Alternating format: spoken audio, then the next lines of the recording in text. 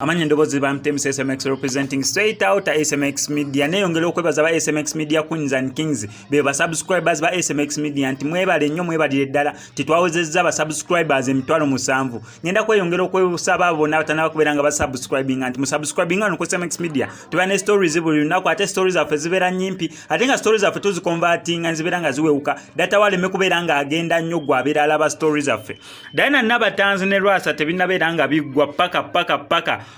ndowooza kinene abazungu kye bayita is never over until it's over bya Diana Nabatanzi wamu ne Omugagga Rwasa kubanga ye Rwasa tali kumpi kuzikiza ate talaganga ali okumpi okuzikiza Diana Nabatanzi oluvannyuma lwo confusing ensi wamu ne management yaabwe webazanya akali amagwa nga bagala okubeera nga bamaketinga oba okupromotinga akazanyo kaabwe akali amagwa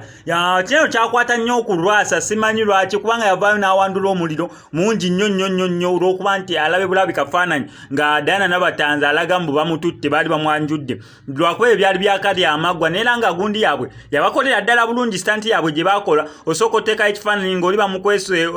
feesi olwamala ebifaananyi byamala n'abipostingayo bulungi nnyo nga be bazanya nabo akali amagwa lwakuba Omugagga Rwasa ye tekyamuyisa bulungi Omugagga Rwasa asuddeyo ekyo ekifaananyi lwakuba kigiddeko ebigambo bingi omanyi abagagga otuuka n'okola ssente otuuka n'otandika okukola obubaga obutalina mannya ekyo nali nkirabyeko ng'oli akera ku makya n'akola akabaga omanyi wabeerayo bubaga bwa birthday simaya baby bump baby shower simaya bikoze bitya kati otuuka n'okola obubaga nga bakubuuza tujja ku mukolo gwaki nga nawe eddinya tokimanyi kiki ekiri waliwo yagambye nedda tolaba ubaaluuni na biki nedda ogwo gwabadde mukolo konza omukolo ogwo gwabadde gwaki tolaba ekyo ekiteeteeyi bakiguze Fulansa simanya Bungereza bakiguze Bungereza ekiteeteeyi ekyo kimanya kya miliyoni 28 neŋŋamba ya rabbi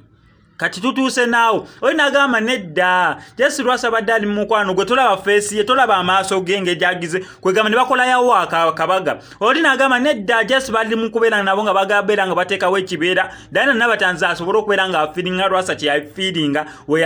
yapostinga ebifaananyi biri nga alaga mbu ayanjula kati ali mukubeera nga azzaayo revenge bannange abantu ne boogera bingi naye ng'ekituufu kyo tetumanyi kituufu bya Rwasa wamu ne Diana Nabatanzi wa gye bigenda okubeera nga bikoma kye nsobola okukakasa kiri kimu byo tebinaba kubeera nga bikoma naddala okuva side ya Rwasa Diana Nabatanzi wayinza obutavaayo nnyo byamaanyi okujjako ngezo stanti ze bakola ate nazo zonna nga zibeera first planned by management ne bagamba manyi tukole wetuti tukole stanti weti twekubisa ebifaananyi pose ebeere weti sooke tuteekeyo wekiti na wekiti neera nga we bakikola ne kibakolera naye side ya Rwasa ye akugambirawo nze sinnaba kubeera jasigala mwokya jasigala mbawo obutambi obulala kubanga waliwo n'obutambi obulala bwe yatusuubiza obutanaba kubeera nga buteebwa so buli successful step Diana Nabatanzi gyasuubira okubeera nga atwala ffe tusigenda suubirayo keno side B ya Rwasa okubeera nga tuclarifyinga ku nsonga ezimu naddala eza Diana Nabatanzi ngenda kusaba bambi osubscribinga ano ku SMX Media tubeera ne stories buli lunaku buli ssaawa story wegwirawo ffe tugikolera bambi subscribinga tujja beera nga missing updates mwebale nnyo mwebale ddala okubeera nti twawezezza emitwalo